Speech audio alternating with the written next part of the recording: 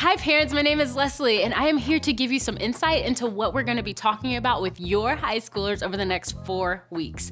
It's a series called Potential, and it's about the kind of relationships that have the potential to change the way we see God, ourselves, and others. That's right, for 4 weeks, we're diving into a conversation about all the complex and complicated parts of dating and relationships in the high school phase of life. Is every high schooler interested in dating?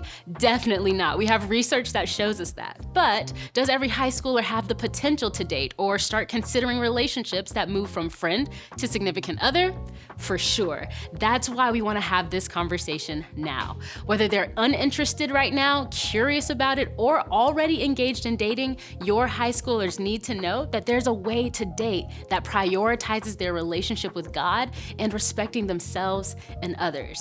Your teenagers need to know that God cares about this part of their lives and that no matter how they choose to date or not date in high school, their potential for relationships is part of everything and how they choose to follow Jesus in their everyday lives. So, in the first week of this series, we are encouraging students to consider the long game of life, knowing that who you date might be temporary, but who you become is lasting. Then, in our second week, we're discovering the truth that nothing in life should hold you back from the rest of your life. Nothing that you're obsessed with, even relationships. Then in week 3, we are gonna ask students to consider that the pressure to be with someone honestly can cause you to settle for anything, meaning that it's important to be thoughtful in the decisions that they make, regardless of the pressure they might feel to date.